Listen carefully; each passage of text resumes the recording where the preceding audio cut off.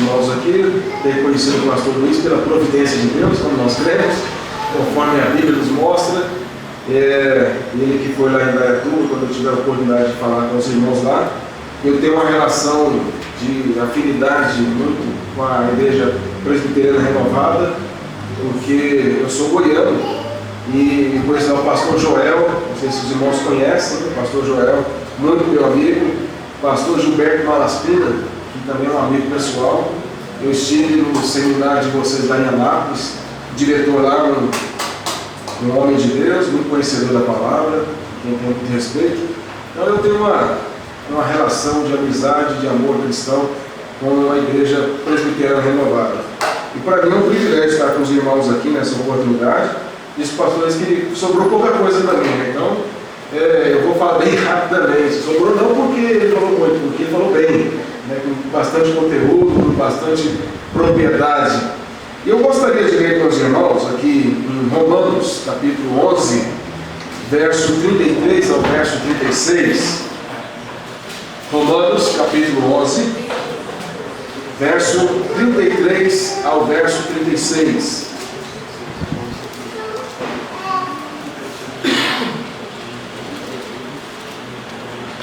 Qual a profundidade da riqueza, tanto da sabedoria como do conhecimento de Deus? Quão insondáveis são os seus juízos e quão inescrutáveis os seus caminhos? Quem, pois, conheceu a mente do Senhor? Ou quem foi o seu conselheiro? Ou quem primeiro deu a ele para que lhe venha a ser restituído? Porque dele, por meio dele e para ele são todas as coisas. A ele, pois, a glória eternamente. Amém. Vamos orar. Senhor, nós agradecemos pelo que já foi realizado até aqui. Agradecemos pelo conhecimento que o Senhor nos proporcionou no primeiro momento em que nós ouvimos o Teu servo. Rogamos a Ti que continue nos sustentando e nos orientando conforme a Tua palavra, que o Senhor tenha misericórdia de nós e que nós possamos crescer na graça e no conhecimento do Senhor. Nós oramos em favor desta igreja, que o Senhor continue sustentando aqui a liderança, os membros, para que eles possam cada vez mais refletir a glória do Senhor Jesus. Nós oramos em nome de Jesus. Amém. Eu li esse texto porque esse texto reflete bem aquilo que é a posição calvinista, além de outras passagens. A carta aos Romanos é uma das principais usadas nessa questão, porque Paulo mais desenvolveu muitos aspectos que abordam dentro da fé calvinista. Eu quero primeiramente fazer aqui algumas definições.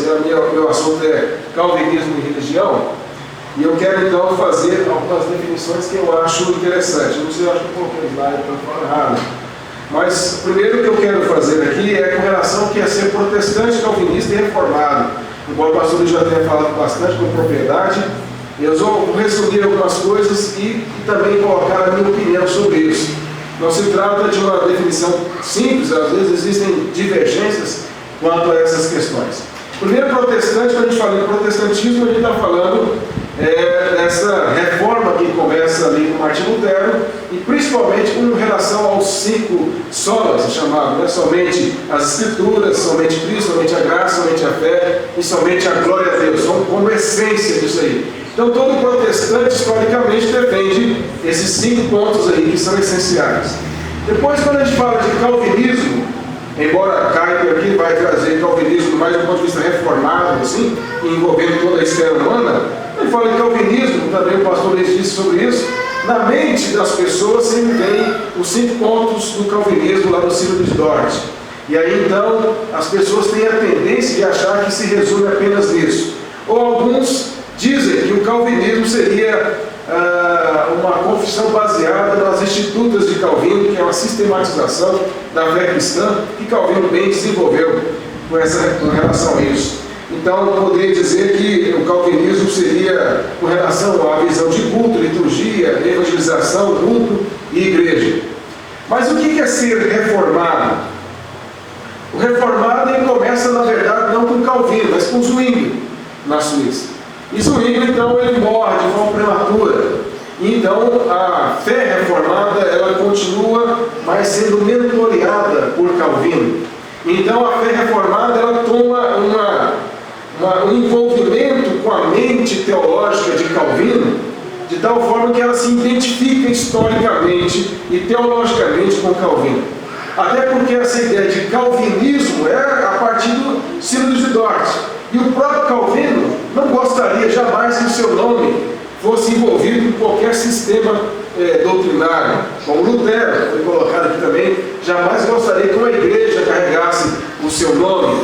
Todos esses homens, tanto Calvino como Lutero e outros, John Knox e assim por diante, todos eles temiam muito ao Senhor, e eles eram servos de Deus que não queriam a glória para si, queriam simplesmente glorificar ao Senhor.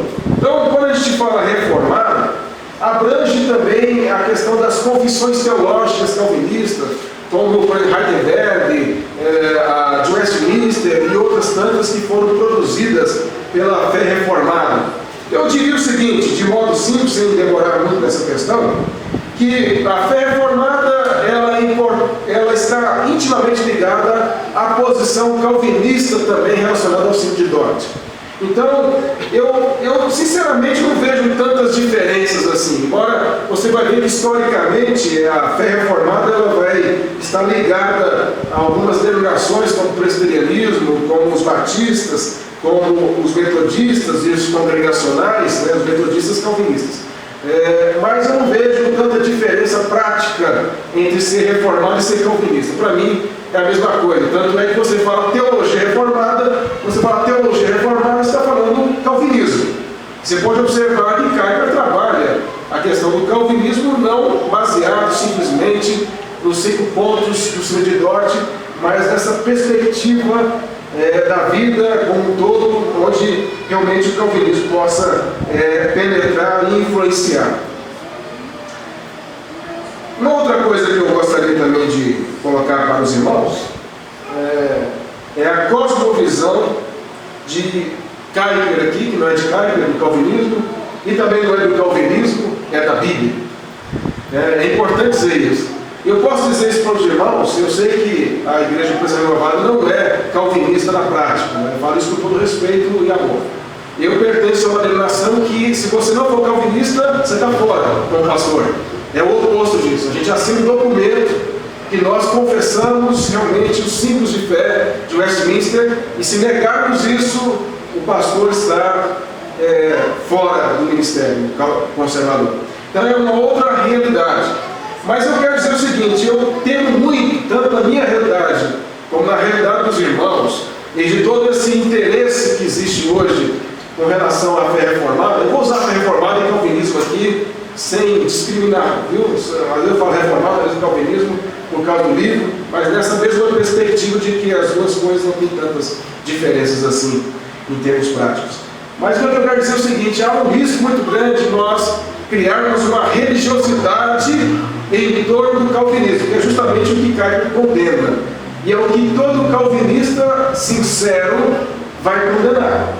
Nós jamais podemos idolatrar o sistema, jamais podemos idolatrar pessoas da história da igreja, jamais podemos colocar a opinião de Calvino acima da autoridade das Escrituras.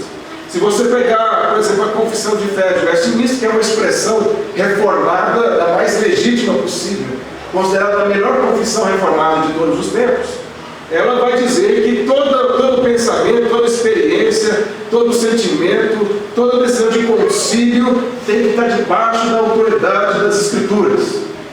É isso que deve reger o nosso pensamento.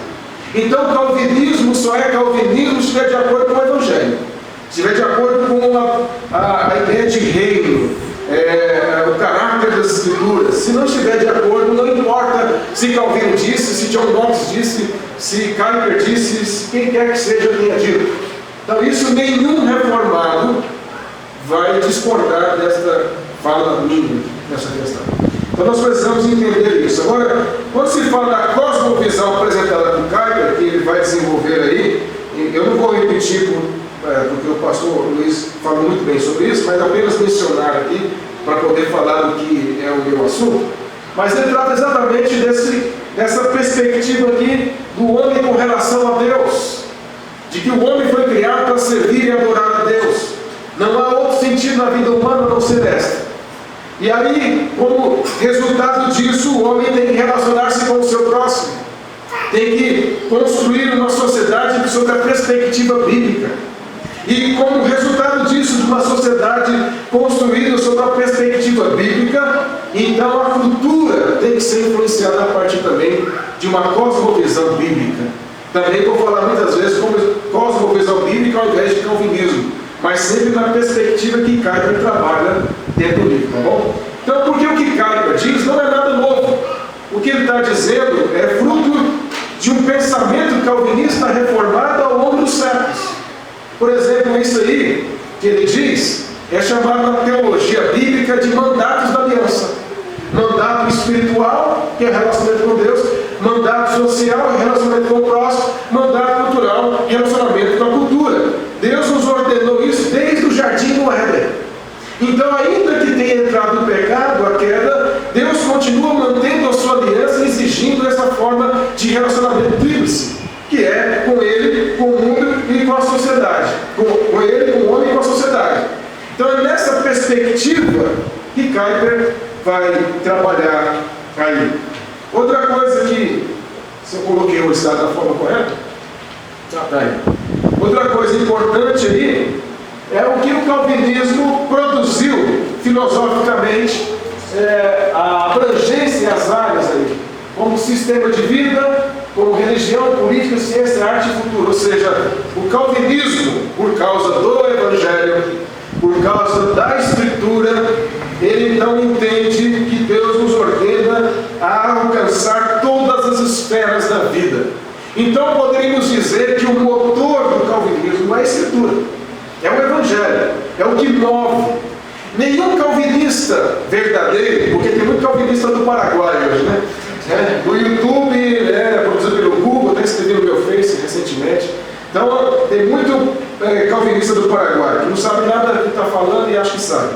Mas quando você conversa com um verdadeiro calvinista, que realmente tem amadurecido a sua fé cristã, ele não terá nenhuma dificuldade de discutir qualquer opinião à luz das Escrituras. E se você convencê-lo pela Escritura que ele está errado, ele está errado. Não importa o que eu penso, importa o que a Escritura diz. Isso é fundamental e essencial, não no que diz respeito ao calvinismo. Quando você fala, por exemplo, e tem outra coisa também que eu não gosto muito de atacar os arminianos, devido a esses debates no Facebook ridículos que tem por aí, mas eu gosto muito da relação que tinha George Whitefield com o John Wesley, né? O pastor citou aí, que George Whitefield era calvinista e Wesley era arminiano, e uma vez perguntaram a George Whitefield se, quando eles estivessem no céu, se eles queriam John Wesley.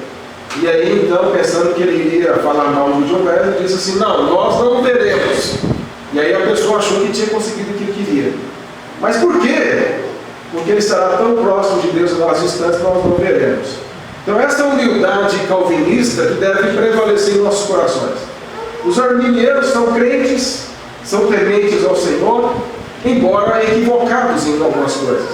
Eu diria que naquilo que diz respeito à essência da salvação, não importa se eles são arminianos, são eleitos também, ainda que sejam arminianos. E aí, a grande questão, por isso que na questão da soteriologia, que é um dos que mais debatem, é a questão da maturidade. Vão perder muito em questão de maturidade cristã. Mas não tem nada a ver com relação a não serem crentes por causa disso. Mas o que eu quero também destacar, próximo slide, é a lógica calvinista. Isso não está no livro, não. Isso são algumas coisas que eu coloquei dentro da percepção do livro, tá? Me permite a liberdade de colocar. Então, a soteriologia, né, que tem a ver com os 5 pontos lá, do norte, ela, na verdade, é importante, mas ela não é tudo do calvinismo. Mas a questão é o seguinte, bem simples assim. Eu sou salvo pela graça, você é salvo pela graça. Para quê? Para glorificar a Deus. De que forma? Através de tudo aquilo que eu faço. Entendeu? Simples. Eu sou eleito pela graça. Para que eu sou eleito? Para glorificar a Deus. De que forma eu glorifico a Deus? Através de tudo que eu sou, de tudo que eu tenho. Ou seja, a minha vida, como um todo, corpo e alma, minhas relações, sentimentos, percepções, vocação, tudo que envolve a minha vida é para a glória do Senhor. Isso é calvinismo. Ou seja, não exalta o homem, exalta o Senhor. Então eu diria que a lógica seria essa. Depois, eu vou abordar com os irmãos dentro do livro Plato a incapacidade do modernismo e a vitalidade do calvinismo, o conceito calvinista da Igreja de Cristo e o fruto da religião em nossa vida prática. Só mencionando que o pastor Luiz disse, Kuyper foi um liberal, ele negava a ressurreição de Cristo, liberalismo teológico. Talvez um de vocês não tenha a familiaridade com o assunto, com o termo. O liberalismo teológico ele surge por causa do iluminismo. O iluminismo que coloca a razão como centro, como juiz da verdade. E os céticos então começaram a criticar a fé cristã. E alguns teólogos dos seminários, que antes calvinistas, tornaram-se para dar resposta. Esse é um problema quando começa a dialogar demais sem ter firmeza. Começaram a dar respostas aos iluministas, ao ponto que eles perderam sua própria identidade e começaram então a dizer que Deus não inspirou as Escrituras. Os relatos de milagres da Bíblia são todos, na verdade, fruto de mito, de religiosidade, que a Bíblia ela é fruto da religiosidade judaica cristã. Então eles são considerados anti-sobrenaturalistas. E aí então, a pergunta é qual é o sentido então desse aspecto de Bíblia? A Bíblia seria apenas um resultado religioso que serve para ajudar na moral, ajudar no sentimento religioso e assim por diante. E aí tem alguns pensadores que influenciam bastante seculares nessa época, e Kuyper cita nesse capítulo aí, que é Kant, Immanuel Kant, que é um grande pensador da época, que não era um ateu, mas era um agnóstico. Agnóstico gnose é conhecimento, não conhecimento, ou seja, Deus existe noutra dimensão, mas não se relaciona conosco. Deus está no mundo que é chamado numenal e nós no mundo fenomenal. Ele é uma realidade, nós em outra. Nós temos ideia de quem Deus é, mas não sabemos exatamente quem Ele é. Então, pela experiência e sentimento, você pode desenvolver algum tipo de conhecimento subjetivo sobre Deus. Isso é o que Kant dizia. Estou explicando o que ele cita aí no livro, tá? Para você. Nietzsche já é o contrário. Nietzsche era um racionalista. Ele dizia que Deus estava morto. Não que ele acreditasse que Deus tivesse existido em algum momento. Mas ele dizia assim, nós vencemos agora a religiosidade e o homem está livre para caminhar mar aberto e descobrir por si só, com a sua razão, as coisas. Então, ele tinha esses dois pontos principais filosóficos aí. E Kuyper, ele era um liberal. Só que ele foi pastorear uma igrejinha rural e lá tinha muito crente. E os crentes sabiam mais Bíblia que ele. E aquilo causava crise no coração dele, na mente dele. E aí então aqueles crentes, por conhecer, ele parecia ser um homem muito bom, mesmo quando era liberal, e aí aquela igreja começou a orar pela conversão dele, e ele converteu. Então ele deixa de ser liberal, que liberal não tem como ser crente, liberal nega completamente Cristo, a ressurreição de Cristo, Cristo como ressurreto e assim por diante. Mas, então ele realmente conhece agora a graça, o alcance, o transforma, e ele encontra no calvinismo a única resposta bíblica e racional. Essa é uma questão importante, nós entendemos aí. Quando ele fala modernismo, ele está dizendo todo esse aspecto que envolve aí esse contexto filosófico. E aí a proposta dos liberais de religiosidade não atendia à expectativa humana. Por exemplo, você vai ter depois, no século XX, você vai ter Karl Barth, que também era um liberal. E ele, ao ver ali Hitler e muitos dos seus professores abraçando o nazismo, ele entra em crise e vê que o liberalismo não responde às crises humanas e não trata da maldade humana. Então o liberalismo agora não promove uma religiosidade correta porque era centrado no homem. Agora, o que ele vai trabalhar aqui, vai trabalhar em forma de perguntas e respostas, a didática que ele utiliza, o princípio como o pastor colocou, o pressuposto como pressuposto, é a forma que ele trabalha bem didaticamente. Então tem uma pergunta, a primeira pergunta é a seguinte: a religião existe por causa de Deus ou por causa do homem? Uma pergunta que ele faz. Religião existe por causa de Deus ou por causa do homem? A resposta que ele dá é o seguinte: primeiro, que o homem tem um senso religioso. O homem por mais que o cara seja ateu, eu falo que eu tenho evangelizado uns ateus aí, os caras ficam doidos, agnóstico e tal, mas o ateu, ele é o mais religioso, mais fanático que você possa imaginar. Aí tem o Augusto Conte, que é um ateísta aí, no século passado, ele diz claramente, o ateísmo é uma religião. Nós devemos tudo à humanidade e nós temos que adorar a humanidade. Então não existe ateu prático. Ele é um ateu graças a Deus.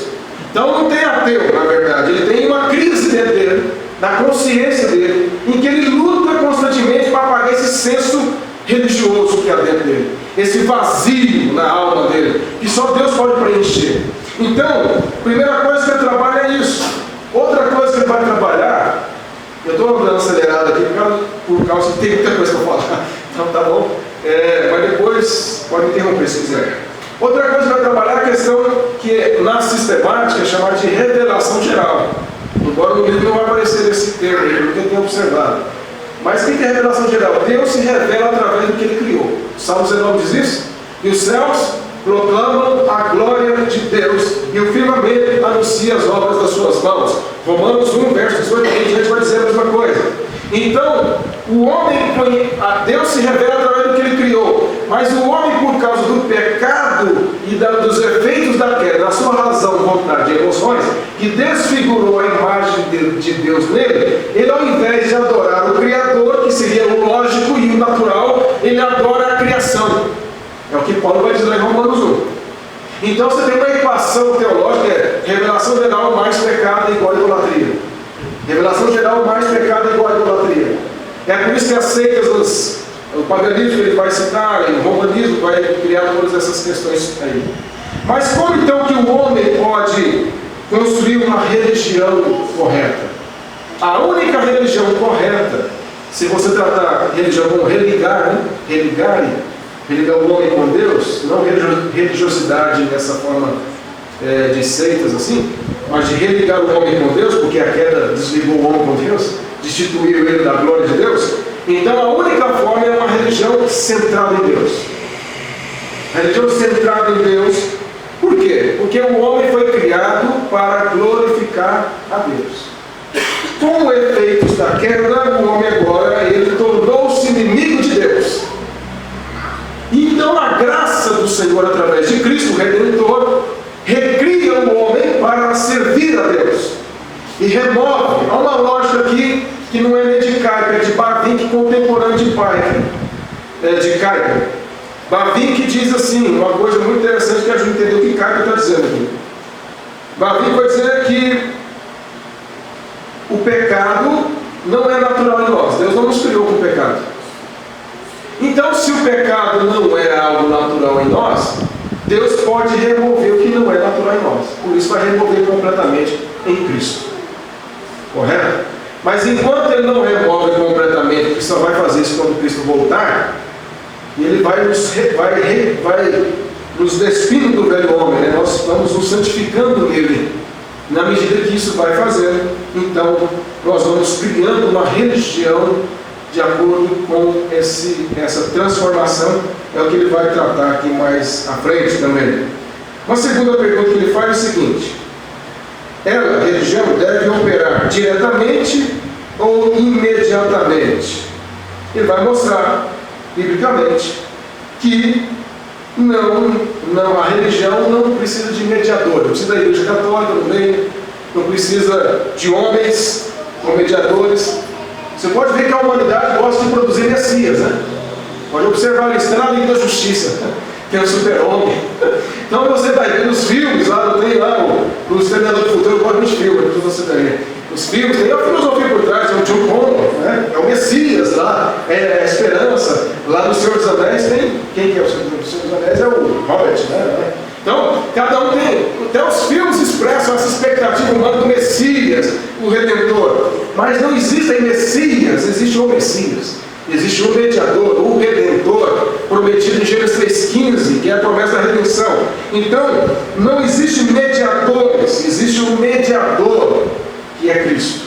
E somente Ele. Então, nós não precisamos de homens para chegar à presença de Deus.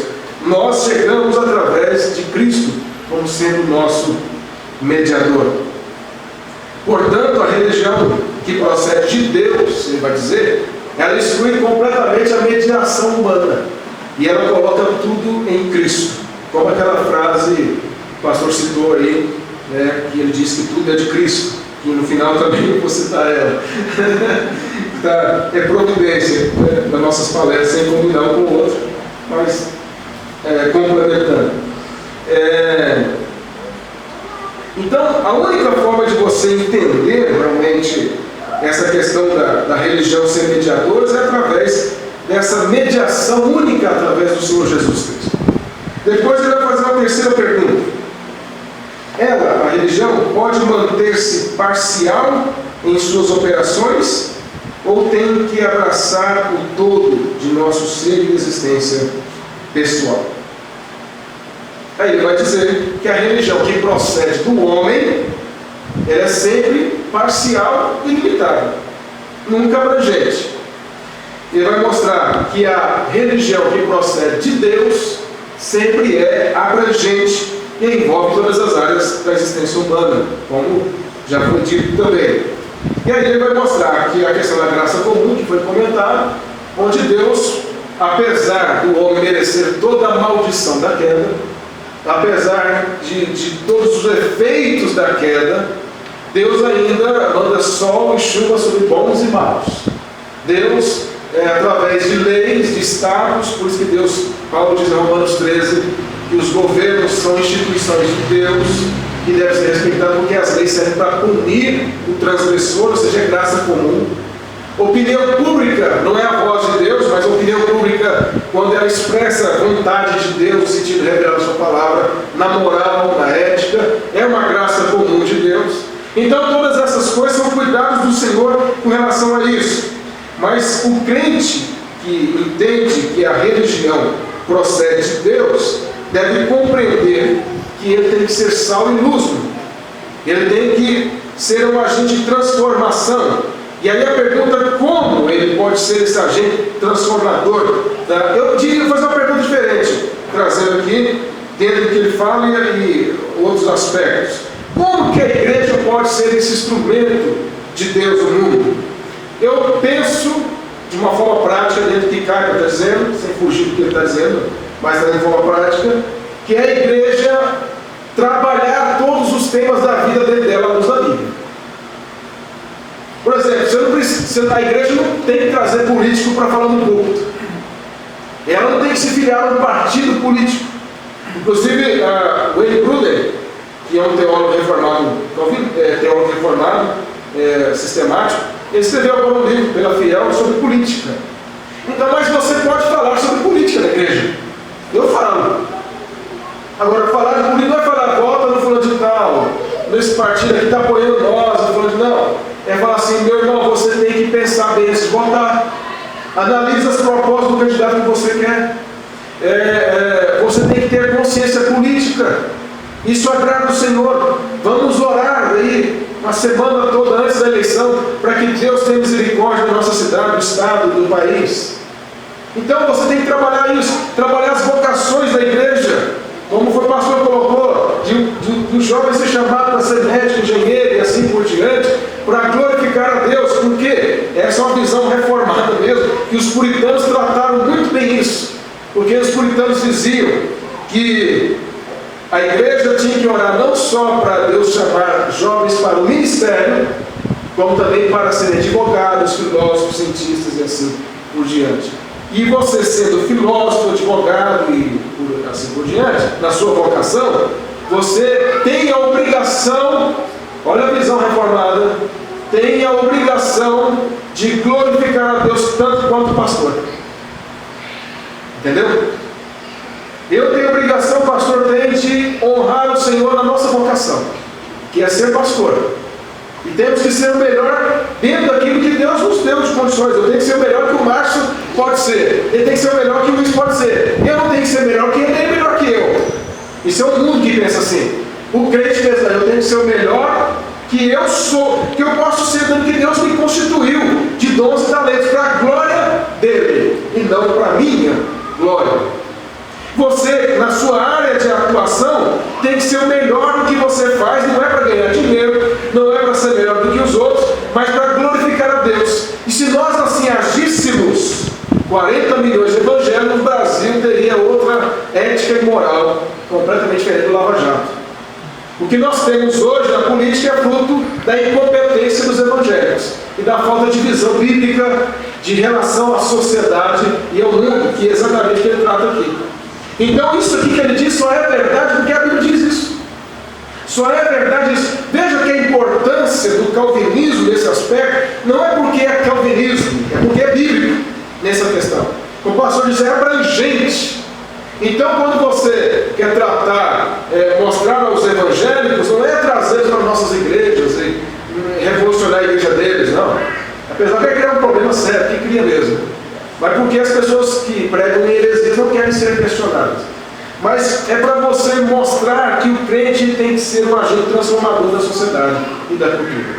Então, religião é centrada em Deus. Uma quarta pergunta.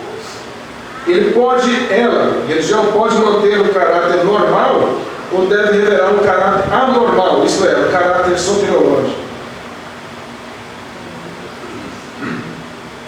Caráter normal é de gente não regenerada. Caráter normal é de pessoas regeneradas. Então a religião pode ser fundamentada sobre esse conjunto de pessoas de mentes não regeneradas, como os liberais propõem, ou ela pode ser, e só pode ser uma religião genuína, se ela for fundamentada, ela for composta por pessoas de mentes transformadas. Então a questão aqui que ele vai fazer é da aplicação da soteriologia, que é a doutrina da salvação. E ele vai mostrar que uma religião verdadeira não só procede de Deus, mas por proceder de Deus também ela é composta de pessoas transformadas, de pessoas regeneradas, de pessoas salvas pela graça, de pessoas que têm suas mentes rendidas ao Senhor. Por exemplo, ele vai definir regeneração assim: é aquele ato imediato pelo qual Deus, por assim dizer, endireita novamente a roda torta da vida. Interessante. Então a regeneração é Deus endireitar aquele que estava por rota contrária. Nos criar, que é a ideia de nova vida em Cristo, nascer de novo, para ver o reino de Deus. Não é isso que Jesus falou? Então, com a mente agora transformada e rendida, nós então temos condições de ser instrumentos para glorificar a Deus e então ser usados pelo Senhor. Ele vai falar como instrumento dessa regeneração, dessa anormalidade, né? Porque é uma anormalidade da queda, porque depois da queda o normal é inimigo de Deus, então a anormal é ser amigo de Deus em Cristo. Então nessa anormalidade que ele vai dizer, ele vai falar sobre a autoridade das Escrituras, que é necessária após a queda. Por quê? Porque lá no Jardim do Éden não tinha Bíblia.